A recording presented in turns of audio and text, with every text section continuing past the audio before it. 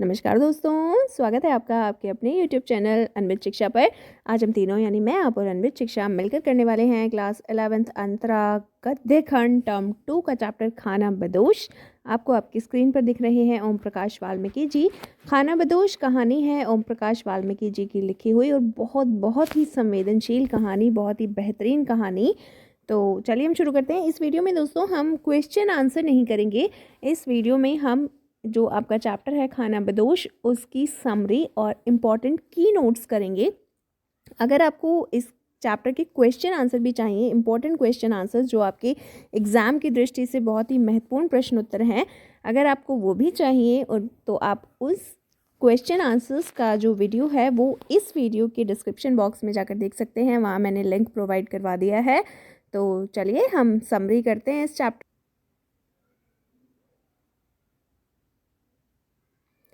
खाना बदोश कहानी ओम प्रकाश वाल्मीकि जी ने लिखी है।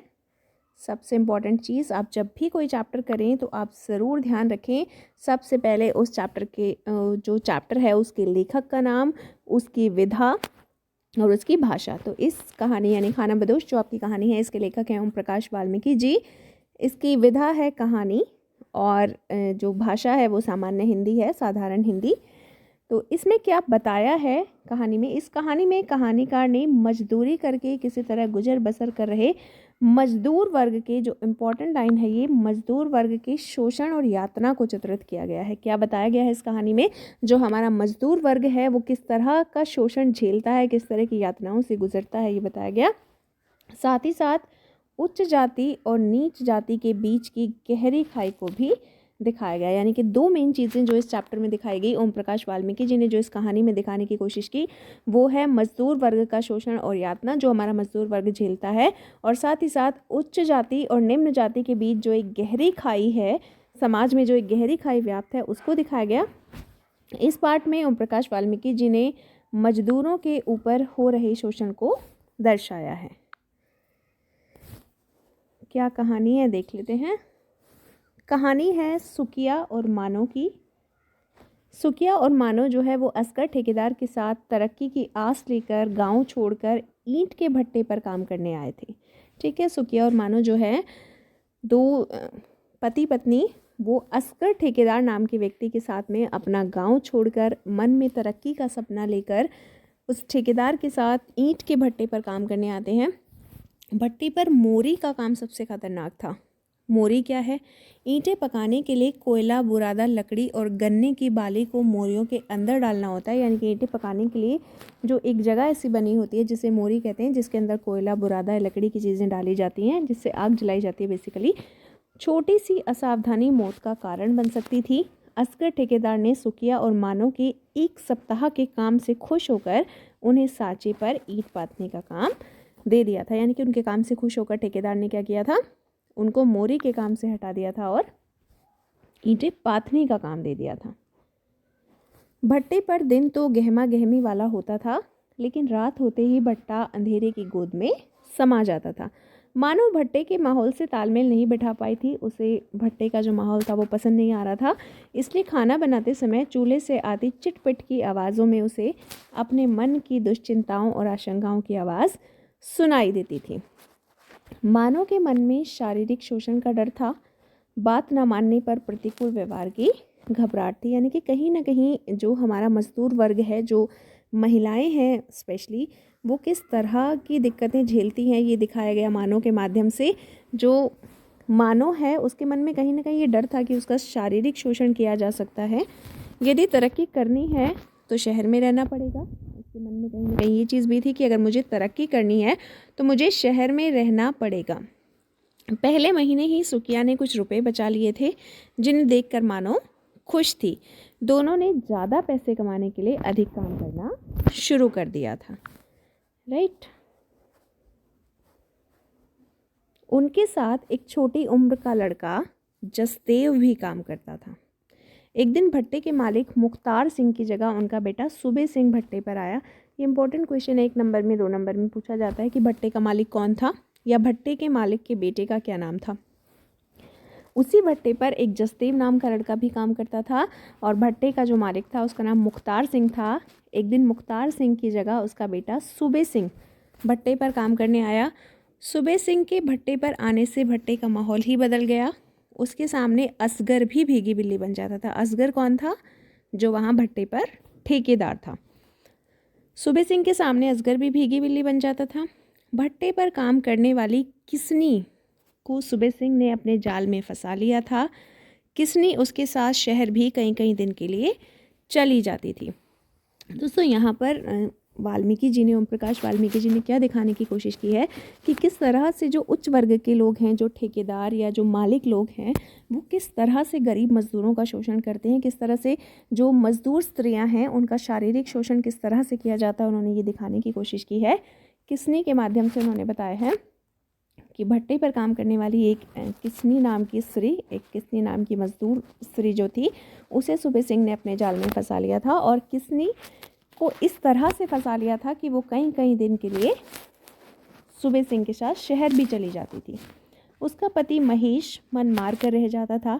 असगर ठेकेदार ने उसे शराब की लत लगा दी थी। किसको लगा दी थी? महेश को। महेश कौन है? किसनी का पति। किसनी के हालात बदल गए थे। अब उसके पास ट्रांजिस्टर और अच्छे अच्छे कपड़े आ गए थे। कहाँ से आ गए थे किसनी के पास ट्रांजिस्टर और अच्छे अच्छे कपड़े? उसे सूबे सिंह ने दिए थे। आगे चलेंगे। भट्टे पर पकती लाल लाल ईंटों को देखकर मानो खुश थी। वो ज़्यादा काम करके ज़्यादा रुपये जोड़कर अपना एक पक्का मकान बनाने का सपना देखने लगी थी। ये भी अक्सर 2 नंबर में पूछा जाता है कि मानो अपने मन में क्या सपना सजाने लगी थी, या मानो क्या सपना देखने लगी थी। मानो क्या सपना देखने लगी थी कि वो ज़्यादा काम करके ज़्यादा रुपये जोड़ लेगी और फिर वो अपना एक पक्का मकान बनाएगी। एक दिन किसनी की अस्वस्थ होने पर सूबे सिंह ने ठेकेदार असगर के द्वारा मानो को अपने दफ्तर में बुलवाया। ठीक है, तो एक बार क्या हुआ कि किसनी की तबीयत ठीक नहीं थी, तो सूबे सिंह ने क्या किया, सूबे सिंह जो मुख्तार सिंह यानी कि भट्टे का जो मालिक है उसका बेटा था, उसने असगर ठेकेदार को भेजकर मानो को अपने दफ्तर में बुलवाया। बुलावे की खबर सुनते ही मानो और सुखिया घबरा गए। वे सूबे सिंह की नीयत भाप गए। मानो इज्जत की ज़िंदगी जीना चाहती थी, वो किसनी नहीं बनना चाहती थी। राइट, यहाँ पर लेखक की कहने का क्या मतलब है? इसका अर्थ ये है कि मानो जो है वो अपनी इज्जत की ज़िंदगी जीना चाहती थी, वो किसनी नहीं बनना चाहती थी, यानी कि वो नहीं चाहती थी कि किसनी की तरह उसका भी शारीरिक शोषण सूबे सिंह के द्वारा किया जाए। उनकी घबराहट देखकर जसदेव मानो के स्थान पर स्वयं सूबे सिंह से मिलने चला गया। जसदेव कौन था? जो वहाँ पर एक छोटा लड़का काम किया करता था। तो क्या हुआ कि जब मानो बहुत घबरा रही थी तो उनकी घबराहट को देखकर जसदेव जो है वो मानो की जगह चला गया सूबे सिंह से मिलने। सूबे सिंह ने जसदेव को अपशब्द कहे और लात घूंसों से पिटाई करके अधमरा सा कर दिया। उस दिन की घटना से सूबे सिंह से सभी सहम गए थे। जब जसदेव चला गया सूबे सिंह से मिलने तो सूबे सिंह ने क्या किया, उसकी बहुत ज़्यादा पिटाई की और उसे अधमरा सा कर दिया। सुखिया और मानो उसे झोपड़ी में ले गए। जसदेव के इस अपनेपन के कारण मानो उसके लिए रोटी बनाकर ले जाती है। कौन सा अपनापन जसदेव ने दिखाया था? जब मानो बहुत घबरा रही थी तो मानो की जगह पर जसदेव चला गया था सूबे सिंह से मिलने। ये जो अपनापन उसने दिखाया था, इससे प्रभावित होकर मानो जो है वो उसके लिए रोटी बनाकर ले जाती है, लेकिन ब्राह्मण होने के कारण उसने मानो की बनाई रोटी नहीं खाई। यहाँ पर ओम प्रकाश वाल्मीकि जी ने जातिवाद को दिखाने की कोशिश की है कि किस तरह से उच्च जाति के लोग निम्न जाति के लोगों के हाथ की बनाई हुई रोटियां तक खाना पसंद नहीं करते। मानो जो है वो बहुत ही प्रभावित होकर जसदेव से कि उसने उसके लिए इतना कुछ किया है, अपनापन दिखाया है, इस बात से प्रभावित होकर वो उसके लिए रोटी बना कर ले जाती है, लेकिन जसदेव जो है वो रोटी लेने से इनकार कर देता है, रोटी खाने से इनकार कर देता है। क्यों? क्योंकि मानो जो है वो निम्न जाति से संबंध रखती है। असगर ठेकेदार जसदेव को सुखिया और मानो के चक्कर में ना पड़ने की सलाह देता है। जसदेव का व्यवहार मानो और सुखिया के लिए दिन प्रतिदिन बदलता चला जाता है, यानी कि असगर ठेकेदार जो है वो कहता है कि तुम्हें इनके चक्कर में नहीं पड़ना चाहिए, और इन सब चीज़ों की वजह से जो जसदेव है उसका व्यवहार मानो और सुखिया के लिए दिन पर दिन बदलता चला जाता है। जहाँ वो पहले उनके लिए बहुत कुछ करने को तैयार रहता था, वहीं धीरे धीरे वो उनसे किनारा करने लगता है। आगे चलेंगे। सूबे सिंह सुकिया और मानो को तंग करने लगा। उसने सुकिया से सांचा छीनकर जसदेव को दे दिया। सुकिया को मोरी के काम पर लगा दिया। यानी कि सुकिया जो जिसके काम से खुश होकर असगर ठेकेदार ने उसे ईंटें पाथने के काम पर लगाया था, तो वहीं पर सूबे सिंह ने वापस उसे मोरी के काम पर लगा दिया। मोरी का काम क्या था? भट्टी में लकड़ियाँ, कोयला आदि झोंकने का, जो कि काफ़ी खतरनाक और जानलेवा काम था। मानो डरने लगी थी। मानो को दिन पर दिन डर लगने लगा था। उसकी मजदूरी छोटी छोटी बातों पर कटने लगी थी।